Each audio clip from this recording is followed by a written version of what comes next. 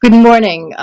This morning we will speak briefly about the war on drugs in the United States and the presidencies of Jimmy Carter and Ronald Reagan.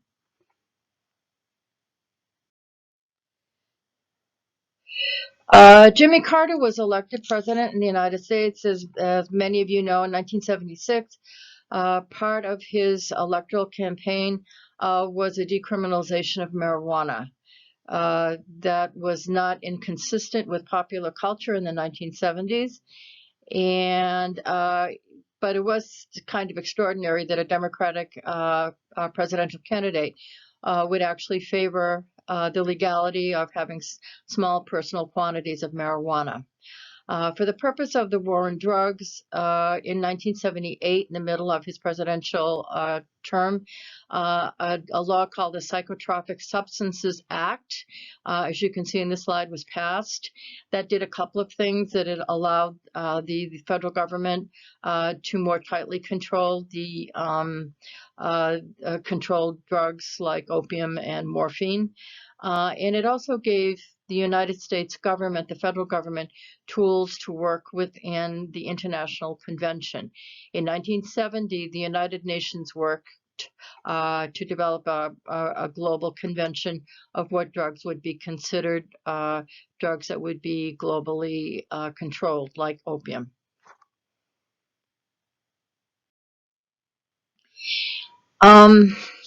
Even more important for the war on drugs was the presidency of Ronald Reagan. Ronald Reagan was president from 1980 to 1988. His original presidential campaign in 1980 was actually coined and employed the term "Make America Great," and in fact, you heard right. That is the origins of the presidential slogan that President Trump uses. Now, why is he important? All right. In popular culture, as part of the war on drugs, probably the most important piece of the presidency of Ronald Reagan was an anti-drug use campaign that was developed by Nancy Reagan called Just Say No. And it was this big, splashy PR campaign. Nancy Reagan employed children, celebrities, or whoever. She developed a very really a broad-based group of consultants to work with her. And basically, she just said, just say no.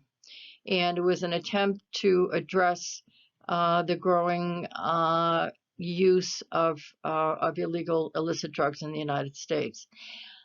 Most people consider the Just Say No campaign to be, at the very least, a failure, and it may have promoted certain misguided ideas about drug use in the United States.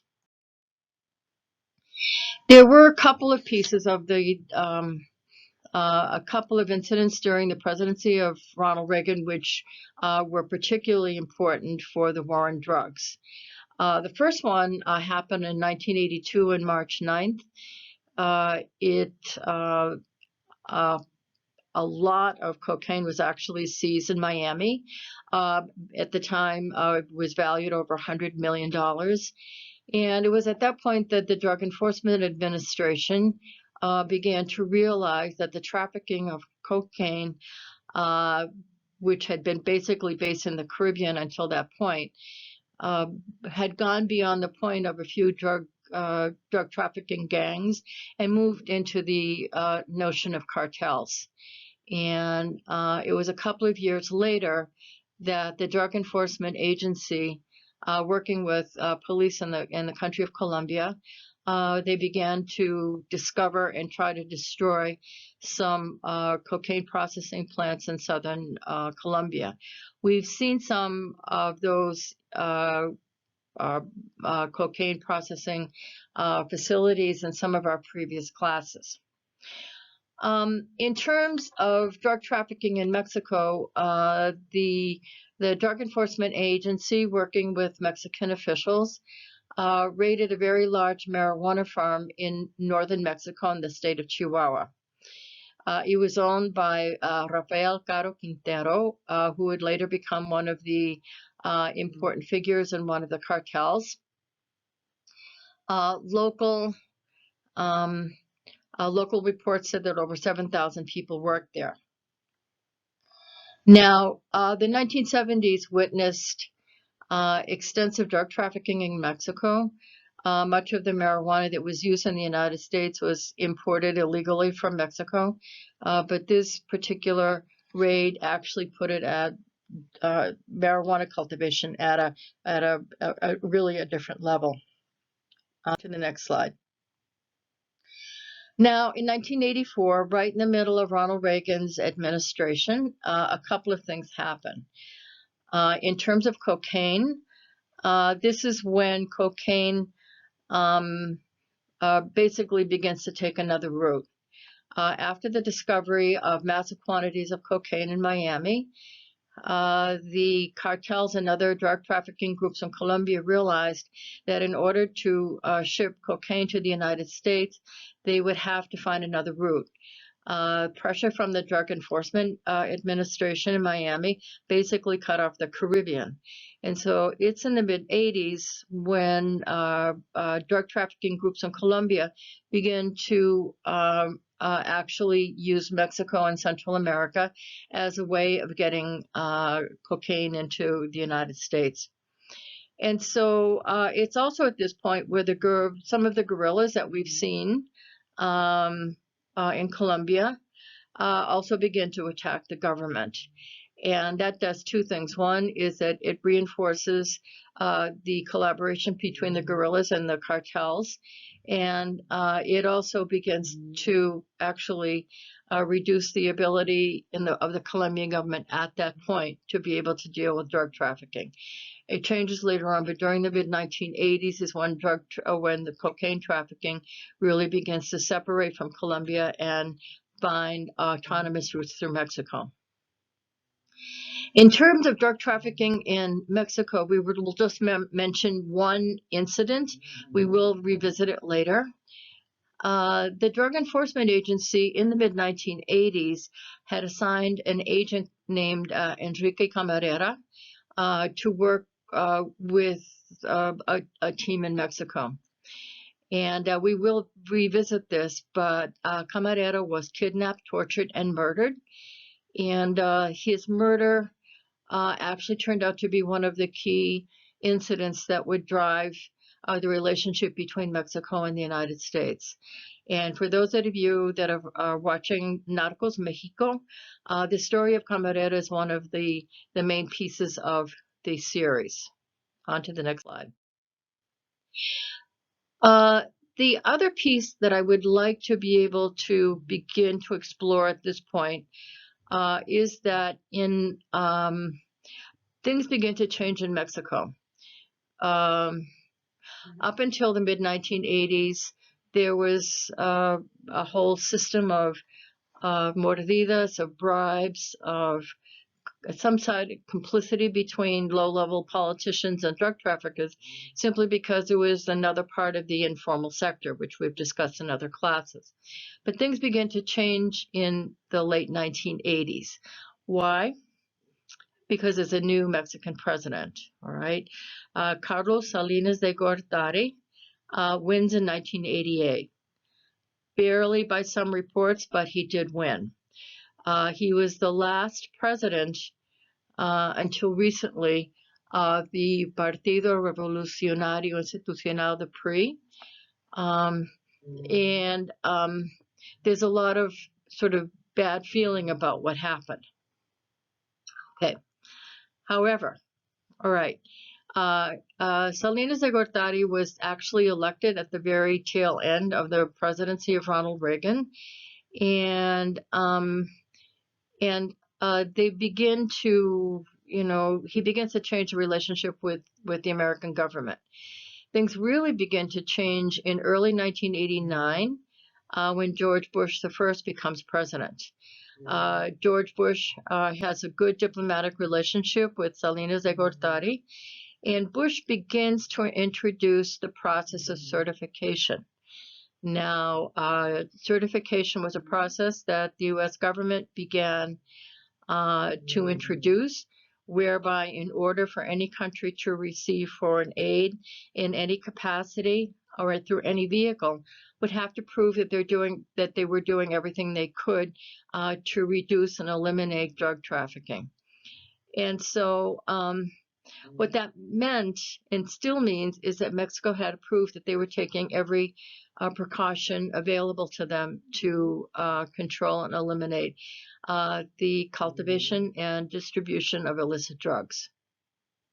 All right.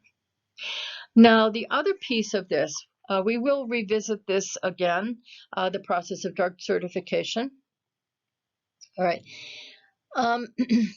The other piece of this is some very dramatic economic reform throughout the Republic of Mexico in 1988. From the mid-1960s to the mid-1980s, Mexico was a closed economy, meaning that Mexico could only import very limited quantities of certain goods like medicines and certain chemicals that were necessary for the petrochemical complex. Individuals were not able to purchase imported clothes. You couldn't buy imported food. There was no imported anything, really. And it's in the mid-1980s that Mexico begins the process of deciding to rejoin the global economy. And Carlos Salinas de Gortari is very, very, very important in that regard. And so it's Salinas de Gortari that really pushes the process of Mexico entering the World Trade Organization, like the United States had been. And it's also at that point where Mexico begins to enter into a process that would explain much of what's going on in Mexico even today. Now, as part of the process of rejoining the global economy, Mexico actually received a very large loan from the International Monetary Fund. And as part of that loan, one of the conditions was to begin to privatize and support private business in Mexico. And what does that mean?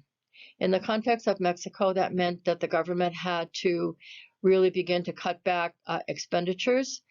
It had to privatize state companies like Pemex and banks and certain other industries. They had to reduce trade barriers. That is that Mexico could no longer be a protected economy, and the country had to promote foreign investment. And some of this makes sense and some of it doesn't. And in the context of the cultivation of drugs, it meant that the Mexican government had to withdraw and eliminate any support that it had extended to subsistence farmers in very rural areas. At the time, there were many, many subsistence farmers in some parts of Mexico that were basically surviving, maybe growing a couple of crops that they could sell in the local market. But they were not part of agribusiness. They were not part of agricultural commodities. And so in order for them to survive, originally they did need some support from the government through credits to buy, fertilizer on a yearly basis, that sort of thing. And so the International Monetary Fund, in order to support economic modernization of the Mexican government and the Mexican economy, required that the Mexican government remove those supports. And on paper, that looks like it might make sense, but in reality, it meant that they literally had cast aside a whole generation of small farmers. And it's many of these small farmers that begin to grow marijuana. They begin to grow poppies that would later be made into opium. While some of these reforms were necessary, no one really thought through the long-term implications for Mexico. All right. That is the end of today's lesson. I will post the final piece of the war on drugs either late tomorrow afternoon or early Friday morning. Thank you.